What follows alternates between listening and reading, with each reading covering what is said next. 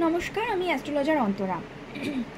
আজকে আমি আপনাদের সামনে যে ভিডিওটা নিয়ে চলে এলাম সেই ভিডিওটা হচ্ছে দেবগুরু অর্থাৎ বৃহস্পতির ট্রানজিট নিয়ে। দেবগুরু অর্থাৎ বৃহস্পতি এতদিন শুক্রের রাশি অর্থাৎ বৃষ রাশিতে অবস্থান করছিলেন। এইবার তিনি বুধের রাশি অর্থাৎ মিথুন রাশিতে গমন করতে চলেছেন বা তার ট্রানজিট হতে চলেছে। তো এই বুধের রাশিতে গমন করার সাথে সাথে কালপুরুষের 12টি পুরো রাশিচক্রের 12টি রাশির ওপর কী কী প্রভাব আসতে চলেছে বা পড়তে চলেছে সেই নিয়ে এই ভিডিওটা। তো দেবগুরু বৃহস্পতি অর্থাৎ শুক্রের রাশি বা বৃষ রাশি ছেড়ে বুধের রাশি মিথুন রাশিতে যে গমন করতে চলেছেন সেই গমনটা হতে চলেছে আগামী 14ই মে 2025। 14ই মে 2025 রাত্রি 10:36 কিন্তু দেবগুরু অর্থাৎ বৃহস্পতি প্রবেশ করছেন বৃষ রাশি ছেড়ে মিথুন রাশিতে, আমাদের কালপুরুষের 3 নম্বর রাশিতে। দেবগুরু অর্থাৎ বৃহস্পতি যেমন গমন করছেন মিথুন রাশিতে, তার সাথে ঠিক জুন মাসের 9 তারিখে অর্থাৎ 9/6/2025 সন্ধ্যা 5:43 উনি কম্বাস্ট হচ্ছেন। আবার জুলাই মাসের 9 তারিখ অর্থাৎ 9/7/2025 রাত্রি 12:19 বৃহস্পতি এই কম্বাস্ট বা দগ্ধ অবস্থা ছেড়ে বেরিয়ে আসছেন। তো উনি দেবগুরু বৃহস্পতি যিনি বুধের রাশিতে পদার্পণ করছেন, তারপর জুন মাসের 9 তারিখে কম্বাস্ট হচ্ছেন, জুলাই মাসের 9 তারিখে উনি কম্বাস্ট অবস্থা ছেড়ে বেরিয়ে আসছেন। এই পুরো প্রক্রিয়াটার মধ্যে কালপুরুষ রাশিচক্রের 12টা রাশির ওপর কী কী প্রভাব পড়তে চলেছে সেটা আমি এই ভিডিওতে আলোচনা করছি। আমাদের কালপুরুষের প্রথম রাশি মেষ রাশি। মেষ রাশির মানুষজন কোনো পরিকল্পনা যদি এই সময় করেন তাহলে বাস্তবায়িত হওয়ার সম্ভাবনা কিন্তু অনেক বেশি। আপনাদের সাহস বেশ বৃদ্ধি পাবে, উন্নতি পাবে। এছাড়া আপনাদের বিভিন্ন রকমের সুযোগ সুবিধা বিভিন্ন দিক থেকে অপরচুনিটি আসতে পারে। সব রকম দিক থেকে আপনারা যদি অপরচুনিটিগুলোকে অ্যাকসেপ্ট করেন তাহলে এই অ্যাকসেপ্ট করলে কিন্তু আপনাদের আরও উন্নতির সম্ভাবনা বেশি। ঠিক আছে, এবার আসছি কালপুরুষের দ্বিতীয় রাশি বৃষ রাশিতে। বৃষ রাশির আপনাদের আর্থিক পরিস্থিতি বৃদ্ধি পাবে, আর্থিক সম্পত্তি বৃদ্ধি পাবে, পারিবারিক সম্প্রীতি বৃদ্ধি পাবে, পেশাদারিতে আপনাদের সাফল্য আসবে, কিন্তু স্বাস্থ্যের দিক থেকে কিন্তু একটু সাবধানে থাকতে হবে। এবার আসি কালপুরুষের তৃতীয় রাশি মিথুন রাশিতে। মিথুন রাশির প্রফেশনাল লাইফ আর পার্সোনাল লাইফের খুব ভালো রকম উন্নতি হতে চলেছে। সম্পর্কের ক্ষেত্রেও কিন্তু ভালো রকম উন্নতি হওয়ার সম্ভাবনা আছে। সম্পদ বৃদ্ধিরও বেশ সম্ভাবনা আছে, কিন্তু পেটের প্রবলেমে ভোগাতে পারে, তাই একটু সাবধানে থাকবেন, খাওয়া দাওয়া ঠিক করে করবেন। এবার আসি কালপুরুষের চতুর্থ রাশি কর্কট রাশিতে। কর্কট রাশি আপনাদের কিন্তু ব্যয় বৃদ্ধি পাবে, খুব সাবধানে খরচা করবেন। এছাড়া আপনাদের ব্যয় বৃদ্ধির সাথে সাথে আপনাদের নিজেদের ভেতর থেকে স্পিরিচুয়ালিটি বা আধ্যাত্মিকতাও কিন্তু বৃদ্ধি পেতে পারে।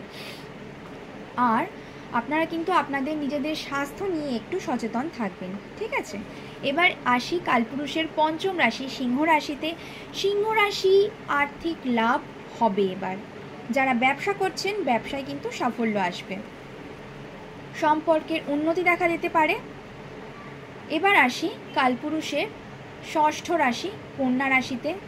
কন্যা রাশির মানুষজন যাদের কেরিয়ার আছে কেরিয়ারে বৃদ্ধি আসতে পারে, যারা ব্যবসা করছেন ব্যবসাও আপনাদের এবার অনেকটা গ্রোথ হতে পারে, পেশাদারিতে সাফল্য আসতে পারে, তবে কর্মক্ষেত্রে কিন্তু চ্যালেঞ্জের সম্মুখীন হতে হবে। এবার আসি কালপুরুষের সপ্তম রাশি তুলা রাশিতে। তুলা রাশির মানুষজনের আধ্যাত্মিক উন্নতি কিন্তু হতে চলেছে খুব ভালো রকমের। এছাড়া ভ্রমণের সুযোগ আসতে চলেছে, প্রচুর প্রচুর ভ্রমণ করতে চলেছেন। সম্পর্কে আপনাদের কিন্তু যে কোনো সম্পর্কের আপনাদের উন্নতি হতে পারে। এবার আসি কালপুরুষের অষ্টম রাশি বৃশ্চিক রাশিতে।